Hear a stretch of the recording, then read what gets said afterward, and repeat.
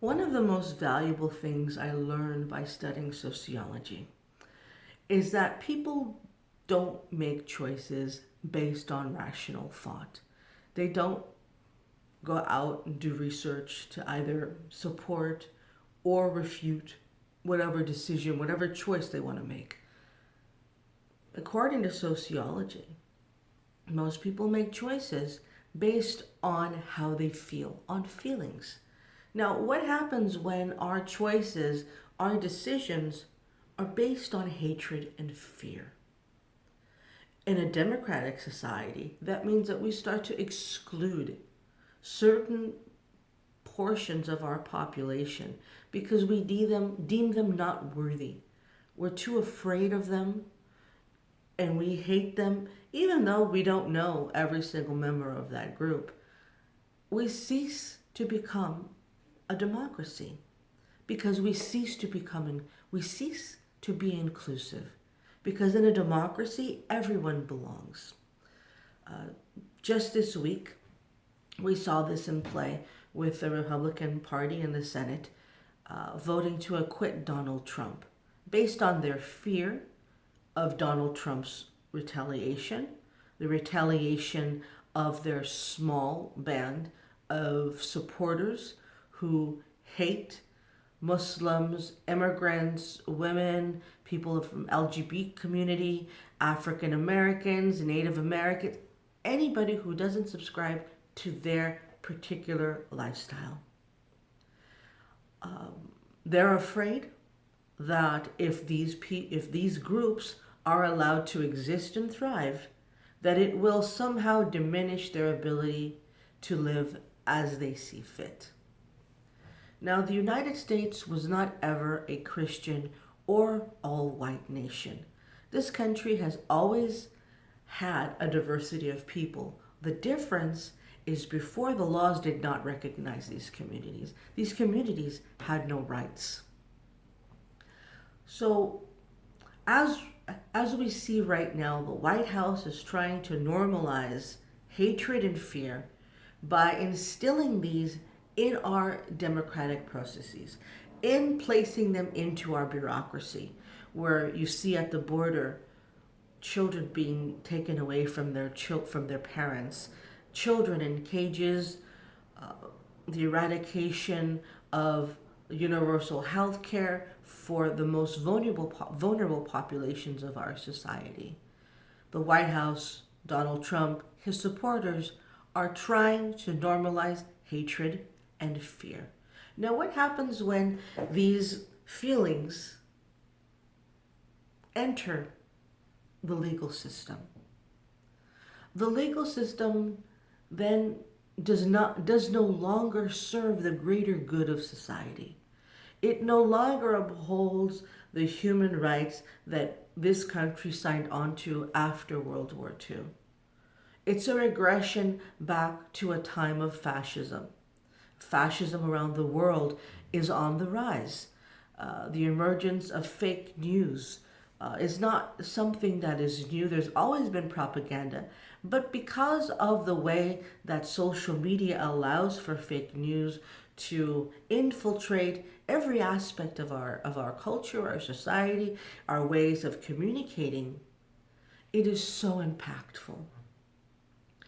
When I bring up Syria and say that we're now paying the consequences of ignoring this ongoing disaster in Syria, is as early as 2011, Syria watchers, Syrian journalists in Syria, made it well aware that the Syrian government, Iranian government, and the Russian government were actively using fake news to influence how people viewed this conflict. The same, whether it was claiming that the people that were rebelling against the Syrian government were terrorists, they were foreign fighters, it was a CIA operation, that the chemical weapons were not real, that there was actually no real war going on in Syria. As a world community, we chose to ignore this. We chose to ignore that this was fake news. And now we're paying the very real repercussions of the Russians infiltrating uh, democratic elections in the United States and trying to influence elections in the rest of the world through fake news. They practiced in Syria, they developed um, the means to do this. And as we see what's going on in Syria, we're also telling Syrians that they are not worthy of human rights. They're not covered by refugee and asylum laws. And by extension, we're saying this to the rest of the world, that we are going to base our decision on how to implement international law based on fear, based on hatred. Now, in 2015, we saw a so-called refugee crisis of happening in Europe. And why? Because people were not allowed to seek asylum outside of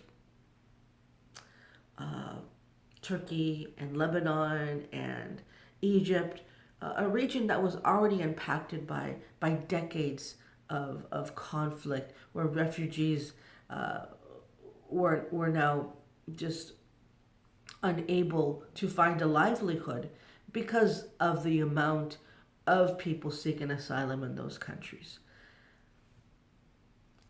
So when we look at the way international law has been implemented and who gets to utilize these laws, it's not people from outside the Western world.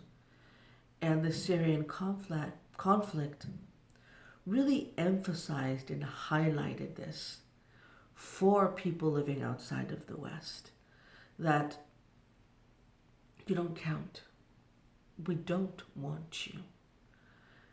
And as we see the United States digressing into this bipartisan tribal mentality that they accuse so much of the developing world of, we're only going to see more divisive ways to normalize hatred and fear into our laws.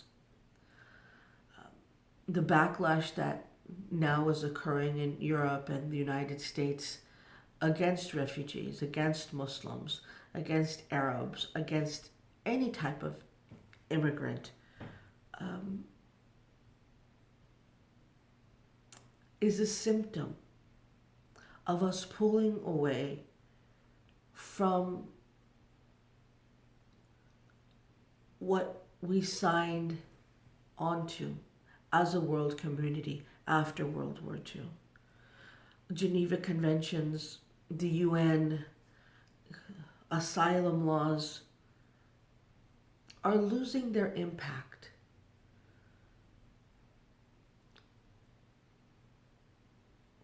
We're going into a time now where we really have to ask ourselves, who are we?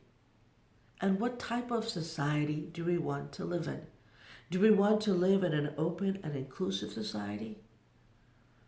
Or do we want to regress into societies that will only tolerate compliance to laws that are not just draconian, but racist, and as we saw in Germany, genocidal? So when we look at what's happening in Syria, when we look at what's happening on the US border, we all have a decision to make. And we all individually do have agency and we have power. We're able to make changes within our sphere of influence. And I really ask you, as you watch this, to reflect on how important law is and that it should apply to everybody. And even if you're unable to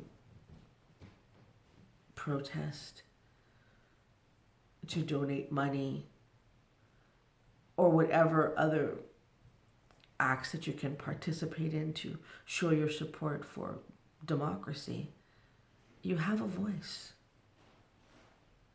You know people.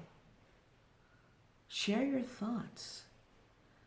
Don't allow hatred and fear to become normalized.